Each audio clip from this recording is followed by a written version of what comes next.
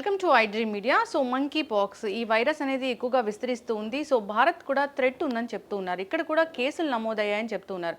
అసలు ఏంటి monkey pox, ఎలా వస్తుంది, వస్తే లక్షణాలు ఎలా ఉన్నాయి, మరి రాకుండా జాగ్రత్తలు ఏం తీసుకోవాలి, దీని గురించిన పూర్తి వివరాలు తెలుసుకుందాం. మనతో పాటు ఉన్నారు ప్రముఖ internal medicine specialist doctor M V Rao garu. Doctor గారు నమస్తే అండి. డాక్టర్ గారు, వైరస్లు వస్తూనే ఉంటాయి, నేను వచ్చి ఇంటర్వ్యూ చేస్తూనే ఉంటాను. ఎస్, మళ్ళీ మంకీ పాక్స్ అంటున్నారు. అయితే ఇది చాలా డేంజర్ వైరస్. సో త్వరగా వ్యాపిస్తుంది, కేసులు కూడా మన దగ్గర నమోదయ్యాయి. WHO కూడా జాగ్రత్తగా ఉండాలని చెప్తూ ఉంది. ఏంటి డాక్టర్ గారు ఓవరాల్గా దీని గురించి? యాక్చువల్లీ ఒకప్పుడు దీన్ని మంకీ పాక్స్ అనేవాళ్ళం, ఇప్పుడు దాన్ని ఎంపాక్స్ అంటున్నాం. ఆ పేరు మార్చేశారు ఒకటి. రెండవది ఆగస్టు 14 ఈ సంవత్సరము WHO డైరెక్టర్ జనరల్ ఏమన్నారంటే, ఇది కాంగోలో వస్తుంది, ప్రపంచంతో పాకే అవకాశం ఉంది, కాబట్టి దీన్ని హెల్త్ ఎమర్జెన్సీగా ప్రకటిస్తున్నాం ఆఫ్ ఇంటర్నేషనల్ కన్సర్న్ అన్నారు.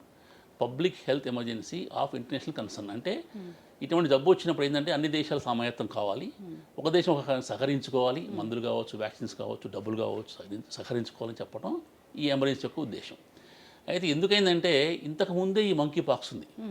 సోకాల్ ఎంపాక్స్ అనేది ఈ వైరస్ని 1950 దశకంలోనే ఈ ల్యాబొరేటరీ యానిమల్స్లో, అంటే ముఖ్యంగా ఈ కోతుల్లో ఈ వైరస్ ఉన్నట్టు కనిపెట్టారు. కోతుల్లో ఉంది అంతే, కోతుల్లో యాక్సిడెంటల్గా ఈ వైరస్ని కనిపెట్టారు. కానీ అప్పటికి ఈ జబ్బు మనుషులు లేదు, కేవలం జంతువులోనే ఉంది అనుకున్నారు. ఆ తర్వాత 70 దశకంలో కాంగో దేశంలో, దాని డెమోక్రటిక్ రిపబ్లిక్ ఆఫ్ కాంగో అంటాం, DRC, ఆ దేశంలో మనుషుల్లో ఈ జబ్బు బయటపడింది. ఆ తర్వాత అనేక దేశాలకు ఇది ప్రబలింది. దాదాపు 1,00,000కు పైగా కేసులు రికార్డ్ అయ్యి 1000 మంది దాకా చనిపోయారు. అదేవిధంగా ఈ వైరస్ మన దేశంలో కూడా ఇప్పటిదాకా 30 కేసులు రికార్డ్ అయినాయి. ఈ సంవత్సరం మొన్న సెప్టెంబర్ 8వ తారీఖు వేరే దేశం వచ్చిన ఒక వ్యక్తికి, మన దేశం అబ్బాయే, ఆ వ్యక్తికి కూడా ఎంపాక్స్ కన్ఫర్మ్ అయింది. అయితే మనం దీని గురించి ఎందుకు భయపడాలంటే ఇది కొత్త జబ్బు, ప్రజలకు అవగాహన కావాలి. ఇందులో కొంతమంది ముఖ్యంగా పిల్లలు చనిపోయే అవకాశం ఉంది. కొన్ని దేశాలు, ముఖ్యంగా కాంగో దేశంలో పిల్లలు దాదాపు ఈ వ్యాధి సోకిన వారు 10% మంది చనిపోతున్నారు. అది కాకుండా చాలామందికి అవగాహన లేకపోతే ఒకరి నుంచి ఒకరికి వ్యాప్తి చెందే అవకాశం ఉంది. ఇది అంత ప్రమాదకరం కాదు, ఎందుకంటే ఇది ఎయిర్ బార్న్ డిసీజ్ కాదు. కోవిడ్ లాగా, చికెన్ పాక్స్ లాగా ఇది ఎయిర్ బార్న్ కాదు. అంటే మనిషి మాట్లాడినప్పుడు, తుమ్మినప్పుడు, దగ్గినప్పుడు ఇంకో వ్యక్తికి వచ్చే అవకాశం చాలా తక్కువ. ఒక వ్యక్తి దగ్గర, అంటే ఈ ఎంపాక్స్ వ్యాధి ఉన్న దగ్గర ఒక వ్యక్తి 3 అవర్స్ 4 అవర్స్ ఉండి మరీ క్లోజ్గా ఉన్నప్పుడు ఒక వ్యక్తి నుంచి వ్యక్తికి వస్తుంది. అంటే టచ్తోనే వస్తుంది. ఇది ఎలా వస్తుంది అంటే స్కిన్ టచ్. ఒక వ్యక్తికి జబ్బు ఉందనుకోండి, మీరు ఆ వ్యక్తి పుండ్లు కానీ వ్యక్తిని తాకినప్పుడు మీకు వచ్చే అవకాశం. అదే ఆ వ్యక్తి వాడే బట్టలు కావచ్చు, బ్లాంకెట్స్ కావచ్చు, మీరు వాడితే వచ్చే అవకాశం ఉంది. అది ఒక మౌత్ టు మౌత్ కూడా, ఉదాహరణకి కిస్సింగ్ ద్వారా కావచ్చు, ఇది వచ్చే అవకాశం ఉంది. అది ఫేస్ టు ఫేస్, ఇందాక నేను చెప్పినట్టుగా ఎయిర్ బార్న్ మరీ దగ్గరగా ఉండి మాట్లాడినప్పుడు, కొన్ని గంటలు మాట్లాడినప్పుడు ఎయిర్ డ్రాప్స్తో వచ్చే అవకాశం ఉంది, కానీ అది అంత ఎక్కువ కాదు. అది కాకుండా ఇంకోటి అంటే, ఇంత టచ్ అన్నప్పుడు మౌత్ టు మౌత్ కాకుండా అది సెక్స్ ద్వారా కూడా వ్యాప్తి చెందుతుంది.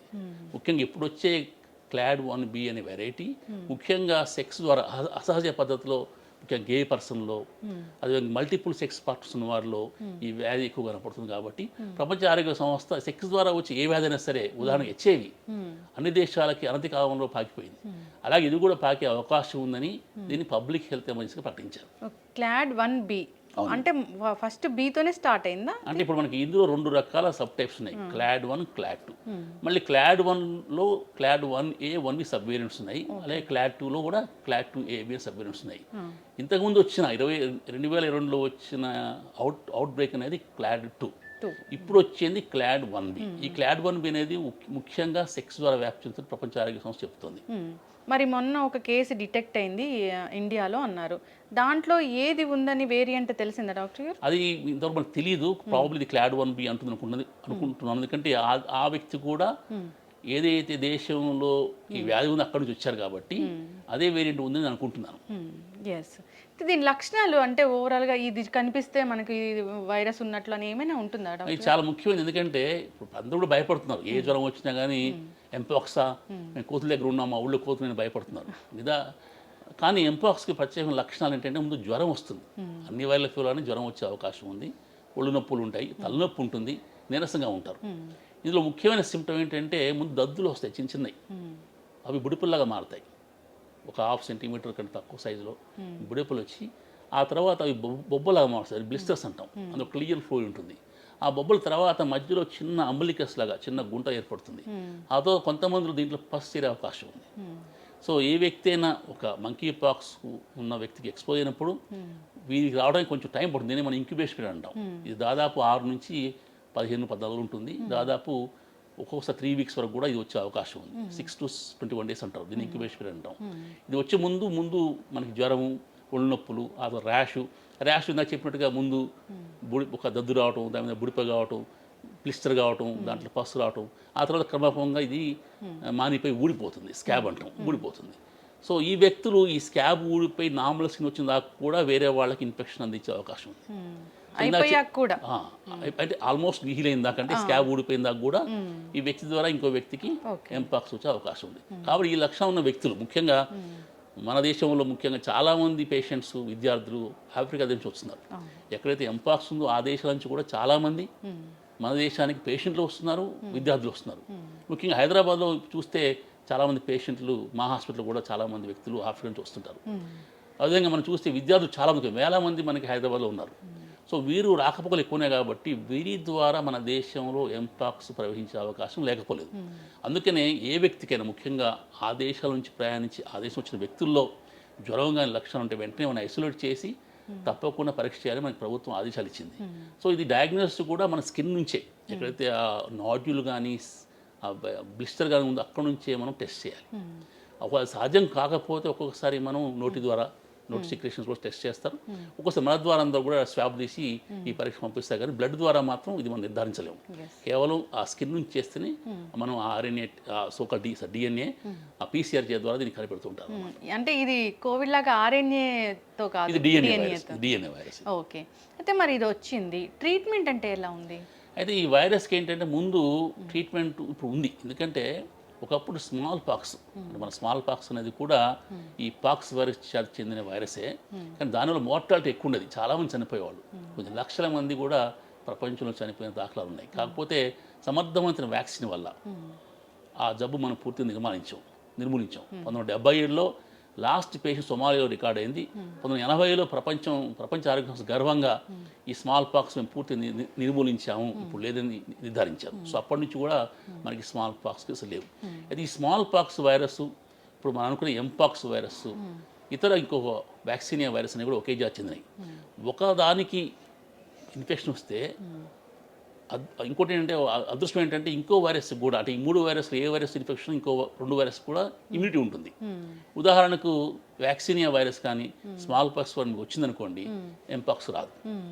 అందుకే దాన్ని అడ్వాంటేజ్ తీసుకుని అప్పుడు ఏం చేశారంటే వ్యాక్సినియాతోనే వైరస్ని డైరెక్ట్ ఇన్యాక్యులేట్ చేసి స్మాల్ పాక్స్ లేకుండా అప్పుడు నిర్మూలించారు. ఫస్ట్ వ్యాక్సిన్ జెనిఫర్ కనిపెట్టిన వ్యాక్సిన్ అది. సో ఆ విధంగా మనం ఆ విధంగా ఇప్పుడు ఏంటంటే మనం ఇప్పుడు ఇది కూడా ఎంపాక్స్ కూడా ఇంతకుముందు స్మాల్ పాక్స్ వచ్చిన వారిలో స్మాల్ పాక్స్ వ్యాక్సిన్ వేసుకున్న వారు ఇది వచ్చే అవకాశాలు చాలా తక్కువ, ఆల్మోస్ట్ లేదని చెప్పాలి. అదేవిధంగా స్మాల్ పాక్స్ వల్ల యాంటీ వైరల్ మందులు దీన్ని కూడా పనిచేస్తాయి. కొన్ని యాంటీవైరల్ మందులు ముఖ్యంగా అమెరికాలో దాన్ని అప్రూవ్ చేసే ఎమర్జెన్సీ ఆథరైజేషన్ కింద ఆ మందులు ఈ వైరస్ పనిచేసే అవకాశం ఉంది. అది కాకుండా ఎంపాక్స్ ఉన్న వ్యక్తి మనం ఎక్స్పోజ్ అయినప్పుడు ఒకవేళ మన అనుమానం మనం టచ్ చేసిన యాక్సిడెంటల్గా తెలియక వారికి 4 రోజుల లోపు ఈ వ్యాక్సిన్ ఇస్తే ఈ వ్యాక్సిన్ పనిచేసే అవకాశం ఉంది. దీన్ని పోస్ట్ ఎక్స్పోజర్ వ్యాక్సిన్ అంటాం. అదేవిధంగా హెల్త్ కేర్ పర్సన్లోను, మల్టిపుల్ సెక్స్ పర్సన్ ఉన్నవాళ్ళను, అసహజ పద్ధతిలో సెక్స్ పాల్గొనే వారిలో కూడా ఈ వ్యాక్సిన్ ఇవ్వమని ప్రపంచ ఆరోగ్య సంస్థ చెప్తుంది, ముఖ్యంగా ఆ దేశాల్లో. సో ఆ దేశాలకు ఇప్పుడు వ్యాక్సిన్ సప్లై చేయబడుతుంది. కాబట్టి త్వరలో మనం ఈ అవుట్ బ్రేక్ని అరికట్టే అవకాశం లేకపోలేదు. ఓకే, అంటే మన ఇండియాలో ఉందా డాక్టర్? ఇండియాలో ప్రస్తుతానికి లేదు, కానీ తప్పకుండా ప్రభుత్వం దానికి ఏర్పాటు చేస్తుంది. ఇది కష్టమైన పని ఏం కాదు. మన దేశంలో వ్యాక్సిన్స్ తయారీకి మనం కేంద్రం, ప్రపంచానికి అనేక వ్యాక్సిన్ సప్లై చేస్తాం. కాబట్టి మన దేశంలో వ్యాక్సిన్ తయారు చేయడం కానీ యాంటీవైరల్ మందులు తయారు చేయడం మనకి ఏమాత్రం 1-2 వారాల్లో మనం తయారు చేసే అవకాశం లేకపోలేదు. కాబట్టి మనం దీని గురించి భయపడటం అవసరం లేదు. ఎందుకంటే ఒకటి, ఇది రావటం అంత తేలిక కాదు. మనం టచ్ చేసి వాటితో కలిసి క్లోజ్గా ఉంటే వస్తుంది ఒకటి. 2, దీనికి వ్యాక్సిన్ ఉంది. 3, దీనికి ట్రీట్మెంట్ ఉంది. కాబట్టి దీని గురించి అంత భయపడాల్సిన అవసరం లేదు, కానీ అప్రమత్తంగా ఉండాలి. ఎస్ డాక్టర్ గారు అన్నట్లుగానే టచ్ చేస్తేనే వస్తుంది అనుకుంటే, ఇది మరి ఫ్లైట్స్లో తిరుగుతూ ఉంటారు, అవి మళ్ళీ మనం ట్రావెల్ చేస్తూ ఉంటాము, ఆ విధంగా టచ్ చేసినప్పుడు అక్కడ ఏదైనా ఉండి అది మళ్ళీ చాలా ఇంపార్టెంట్ ప్రశ్న. ఎందుకంటే మనం ప్రయాణం చేసినప్పుడు కానీ బయటికి వెళ్ళి ఇంటికి వచ్చినప్పుడు హ్యాండ్ హైజీన్ చాలా ఇంపార్టెంట్. తప్పకుండా మీరు చేతులు పరిశుభ్రంగా ఉంచుకోవాలి. కోవిడ్ టైంలో ఇది బ్రహ్మాండంగా మనం పాటించాం, మళ్ళీ ఆ సూచనలు పాటించాలి. ముఖ్యంగా మనం ఫ్లైట్లో కానీ, ముఖ్యంగా ఇంటర్నేషనల్ ట్రావెల్ చేసినప్పుడు కానివ్వండి, బస్సులో కానీ ట్రైన్లో ప్రయాణం చేసినప్పుడు అనవసరంగా మన చేతిని ఎక్కడ ముట్టుకోవద్దు మనం. సో తప్పకుండా చేతులు కడుక్కున్న తర్వాతనే మనం మన చేతిని ఎక్కడనే పెట్టాలి. ముఖ్యంగా భోజనం చేసే ముందు కానీ తర్వాత కానీ ముఖ్య చేతులు శుభ్రంగా కడుక్కోవాలి. సో హ్యాండ్ హైజీన్ చాలా ఇంపార్టెంట్. అట్లాగే ఎవరికి అనుమానం వస్తే మనకు ఫర్ ఎగ్జాంపుల్ మనం వేరే దేశం వెళ్ళినప్పుడు కానివ్వండి, అనవసరంగా మనం ప్రయాణాలు చేయకూడదు. చేస్తే కానీ మనం చాలా జాగ్రత్తగా ఉండాలి. సిమ్టమ్స్ రాగానే జ్వరం కానీ ఈ దద్దులు కనపడిన వెంటనే మన డాక్టర్ని సంపాదించి సరైన చికిత్స తీసుకుంటే దీనివల్ల మార్టాలిటీ వచ్చే అవకాశం తక్కువ. ఎందుకంటే బాగా డెవలప్ అయిన కంట్రీస్లో, యూరోప్లో కూడా ఈ కేసు కనపడ్డాయి, యుఎస్లో ఉన్నాయి, కానీ అక్కడ మోర్టాలిటీ తక్కువ. అదే వైరస్ మరి ఆఫ్రికా దేశాల్లో కొంతమంది ఎక్కువ మంది చనిపోతున్నారు. దానికి కారణం ఏంటంటే వారికి అవగాహన లేకపోవటం, వైద్య సదుపాయాలు లేకపోవటం, మందులు లేకపోవటం. సో మోర్టాలిటీ అనేది ఎక్కువే ఉందా డాక్టర్ గారు? కొంతమందిలో ఇది 6 నుంచి 10%, కొన్ని దేశాలు 1% ఉంది. ఉదాహరణకు కాంగోలో పిల్లల్లో దాదాపు 10% చనిపోతున్నారు. పిల్లలు ఇమ్యూనిటీ తక్కువ, వారికి తీవ్రంగా వస్తుంది కాబట్టి అందులో కొంచెం చనిపోతున్నారు. కాకపోతే ఇందాక అన్నట్టుగా ఎర్లీ డయాగ్నోస్ చేసి తొందరగా మందు మొదలెడితే ఈ మోర్టాలిటీ తగ్గే అవకాశం ఉంది. దీనికి చికిత్స ఏంటంటే సపోర్టివ్ ట్రీట్మెంటే, యాంటీవైరల్తో పాటు సపోర్ట్ ట్రీట్మెంట్ ఇవ్వాలి. ఎస్, ఖచ్చితంగా డాక్టర్ గారు. అయితే చికెన్ పాక్స్కి, మంకీ పాక్స్కి, ఎంపాక్స్కి ఏమైనా డిఫరెన్స్ అంటే ఏముంటుందా? చికెన్ పాక్స్ అనేది డిఫరెంట్ వైరస్, అది హెర్పీస్ వైరస్. అది గాలి ద్వారా వ్యాప్తి చెందుతుంది. ఇప్పుడు మనం చికెన్ పాక్స్ అనే వ్యక్తి తమ్మినా దగ్గినా అది వెంటనే చాలా హైలీ ట్రాన్స్ఫర్మబుల్, అది చాలా ఎక్కువ ఒకరి నుంచి ఒకరికి అంటుకునే వ్యాధి. అది ఎంపాక్స్ తొందరగా ఒకరి నుంచి ఒకరికి వ్యాపించదు, టచ్ చేస్తేనే వ్యాపిస్తుంది ముఖ్యంగా. అదే చికెన్ పాక్స్ వైరస్ దానికి మీకు వ్యాక్సిన్ ఉంది, మందులు ఉన్నాయి. ఎంపాక్స్ కూడా వ్యాక్సిన్ ఉంది, మందులు ఉన్నాయి. చికెన్ పాక్స్ వచ్చినప్పుడు ర్యాష్ ఏంటంటే మనం సెంట్రీ పెటల్ ర్యాష్ అంటాం. అంటే ముందు బాడీ ట్రంక్లో వీపు మీద, ఛాతి మీద మొదలై ఆ తర్వాత మొహానికి చెదులు పాకుతుంది. ఎంపాక్స్లో ర్యాష్ ఎలా ఉంటుందంటే ఈ దద్దులు కానీ బొబ్బలు కానీ ముందు మొహం మీద, చేతుల మీద స్టార్ట్ అవుతాయి. అరిచేతులు, అరికాళ్ళు కూడా ఉంటాయి. చికెన్ పాక్స్లో అరిచేతులు, అరికాళ్ళు ఉండడం అంత ఎక్కువ కామన్ కాదు. కాకపోతే ఎంపాక్స్లో అరిచేతులు, అరికాళ్ళు కూడా మనకి బ్లిస్టర్స్ అవి కనపడుతుంటాయి. ఒక్కోసారి ఈ ఎంపాక్స్ వైరస్ కంటిలో వస్తే కార్నియా మీద కన్ను కూడా పోయే అవకాశం ఉంది. స్మాల్ పాక్స్ వల్ల చాలామంది అందులో అయ్యారు అప్పుడు. అదే ఎంపాక్స్ కూడా మొహం మీద వచ్చి కంటిలో వస్తే కూడా త్వరగా ట్రీట్మెంట్ తీసుకోకపోతే ఆ కార్నియా దెబ్బతిని చూపు కోల్పోయే అవకాశం ఉంది. సో అందుకని ఎంపాక్స్ వచ్చినప్పుడు కంటి డాక్టర్ కూడా మనం కంటిలో ఉన్నట్టు వెంటనే నేత్ర వైద్యం కూడా మనం కన్సల్ట్ చేయాలి. ఎస్, ఖచ్చితంగా డాక్టర్ గారు. అయితే చివరిగా ఈ మంకీ పాక్స్ అనేది ఎప్పుడో 1958లోనే డిటెక్ట్ అయింది, అది కూడా ల్యాబొరేటరీ ఉన్న మంకీస్లోనా? ఎస్. అయితే ఇప్పుడు అందరు భయపడుతున్నారు ఏంటంటే నార్మల్ మంకీస్ ఉన్నాయి, ఇప్పుడు విలేజెస్లోకి వచ్చేసాయి, వీటి వల్ల వస్తుందా అని. చాలామంది పేషెంట్ అదే క్వశ్చన్ అడుగుతున్నారు. ఎందుకంటే మన గ్రామాల్లో ఇప్పుడు అన్ని గ్రామాల్లో కూడా ముఖ్యంగా తెలంగాణ, ఆంధ్రప్రదేశ్ చాలా కోతులు కనపడుతున్నాయి. చాలామంది పేషెంట్స్, ఫ్రెండ్స్ అడుగుతున్నారు, అది చాలా మంకీస్ కనపడుతున్నాయి, ఏమైనా ప్రమాదం దానివల్ల ఎంపాక్స్ లేదా మంకీ పాక్స్ వ్యాధి వస్తుందని అడుగుతున్నారు. అయితే ఇది కరెక్ట్ కాదు. మంకీ పాక్స్ అనేది మంకీ ద్వారా రాదు. అదేంటంటే 50 దశకంలో ల్యాబొరేటరీ యానిమల్లో, అంటే ముఖ్యంగా మంకీలో ఈ వైరస్ కనపడింది కాబట్టి మంకీ పాక్స్ అన్నారు. ఆ తర్వాత 72లో ఇందాక చెప్పిన కాంగో దేశంలో వాళ్ళు తినే మాంసం వల్ల కావచ్చు, వాళ్ళు వేటాడే జంతువులు ముట్టుకోవడం వల్ల కావచ్చు, అక్కడ ర్యాట్స్ అంటే ఎలుకలు, ఉడతలు అవన్నీ తింటుంటారు వైల్డ్ మీట్ని. సో వాళ్ళు అడవికి వెళ్ళి వేటాడి ఆ మాంసం తెచ్చుకొని తింటుంటారు. ఆ మాంసం తినడం వల్ల కావచ్చు, ఆ యానిమల్ ముట్టుకోవడం కావచ్చు, ఆ యానిమల్ స్కిన్ తీస్తుంటారు, స్కిన్నింగ్ అంటాం, ఆ స్కిన్ తీసేవచ్చు కావచ్చు. దానివల్ల ఒక వ్యక్తికి వచ్చిందన్నమాట. అంటే యానిమల్లో ఉండే, అప్పటిదాకా యానిమల్లో ఉండే వైరస్ మనుషుకి ఇలా పాకింది. దీన్ని మనం జూనోటిక్ డిసీజ్ అంటాం, జూనోసిస్ అంటే యానిమల్స్లో ఉండే జబ్బు మనుషులో రావడం, దీన్ని జూనోటిక్ డిసీజ్ అంటాం. అలా వచ్చింది, అలా రావటం వల్ల అవుట్ బ్రేక్ స్టార్ట్ అయ్యాయి. అంతేగాని ఇది మన దేశంలో ఉన్న మంకీస్ లేదు కాబట్టి మీరు మంకీస్ గురించి భయపడకూడదు. మంకీ ద్వారా వస్తుంది భయపడకూడదు. మంకీ పాక్స్ అనే పదం అందుకే తీసి ఇప్పుడు ఎంపాక్స్ని పెట్టారు. అయినా కానీ మనకు అందరిలో కూడా మంకీ పాక్స్ని గుర్తుంది. సో మంకీ పాక్స్ అనే కోతులు గుర్తొస్తున్నాయి, ఇది కోతుల ద్వారా రాదు. ఎస్, ఖచ్చితంగా డాక్టర్ గారు. ఇంకా ఫైనల్గా ఒక్కసారి జాగ్రత్తలు అంటే ఏం చెప్తారు, ఇది రాకూడదంటే? ఏ జబ్బు అయినా కానీ మనం కొన్ని జాగ్రత్తలు పాటిస్తే చాలా వరకు మనకు రాకుండా ఉంటుంది. మంకీ పాక్స్ విషయంలో ఏంటంటే వ్యక్తిగత పరిశుభ్రత, హ్యాండ్ హైజీన్. రెండవది, ఎవరైనా జ్వరం కానీ ర్యాష్ కానీ ఉంటే వారిని ముట్టుకోవద్దు, వారి బట్టలు మీరు వాడకూడదు. అదేవిధంగా ఎవరైతే మల్టిపుల్ సెక్స్ పార్ట్స్ ఉంటారో, ఎవరైతే అసహజ పద్ధతిలో సెక్స్ చేస్తుంటారో వారు తప్పకుండా కూడా కొన్ని సూచనలు పాటించాలి. ఒకటి అది దాన్ని అవాయిడ్ చేయాలి. రెండవది వారు బ్యారియర్ మెథడ్ ఉపయోగించుకుంటారు, కాండమ్స్ వాడుతూ ఉండాలి. అసలు వారిని ముట్టుకోవద్దు, ఎందుకంటే ఇది కిస్ ద్వారా వస్తుంది, టచ్ చేస్తే వస్తుంది, దగ్గర క్లోజ్గా ఉండి ఎక్కువసేపు మాట్లాడిన వస్తుంది కాబట్టి అవన్నీ కూడా మనం అవాయిడ్ చేయాలి. ఏ వ్యక్తికి అయినా జ్వరం కానీ దద్దుగా ఉంటే వారికి దూరంగా ఉంటేనే మంచిది. మన దేశంలో ఏంటంటే చాలామంది పేషెంట్ అడ్మిట్ కాగానే ఆ పేషెంట్ పరామర్శ కోసం అవును. అదొక సెంటిమెంట్ కావచ్చు, అదొక ఫార్మాలిటీ కావచ్చు, వందల వచ్చి పేషెంట్ చూస్తూ ఉంటారు. అది మంచి పద్ధతి కాదు.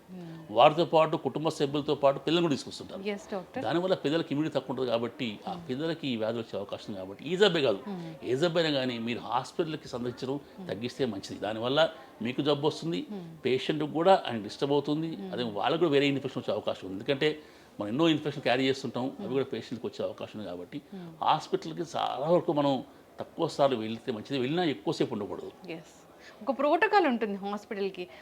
పేషెంట్ లోపల ఉంటే ఇలా ఉండాలి అనేది ఆ పద్ధతి అనేది ఉంటుంది, అది పాటించాలని కోరుకున్నాం డాక్టర్ గారు. అవును, చాలా మంది పాటించరు. దానికి ఒక పెద్ద వ్యవస్థ, మాకు పెద్ద సెక్యూరిటీ, బతిలాడతాం, గొడవలు అవుతుంటాయి. అది అర్థం చేసుకోండి, ఎందుకంటే అది చేసేదంతా వారి కోసమే, పేషెంట్స్ కోసం, వాళ్ళ కుటుంబ సభ్యుల కోసం. ఎస్, ఖచ్చితంగా డాక్టర్ గారు. ఈ టాపిక్ మీద మళ్ళీ నాకు ఒక ఇంటర్వ్యూ అయితే కావాలి, పేషెంట్ని చూడడానికి వచ్చినప్పుడు జనరల్గా జాగ్రత్తలు ఏంటి అనేది. అదే కాదు, అసలు పేషెంట్ వచ్చినప్పుడు పేషెంట్ ఏం చేయాలి, డాక్టర్ దగ్గర వచ్చే ముందు ఏ రికార్డ్స్ పట్టుకోవాలి, ఎలా ఉండాలి, ఒకసారి మనం చాలా ఇంపార్టెంట్ టాపిక్ తప్పకుండా చేద్దాం. ఎస్, ఖచ్చితంగా డాక్టర్ గారు. చక్కటి ఇన్ఫర్మేషన్ అండి, ధన్యవాదాలు. Thank you Lakshmi.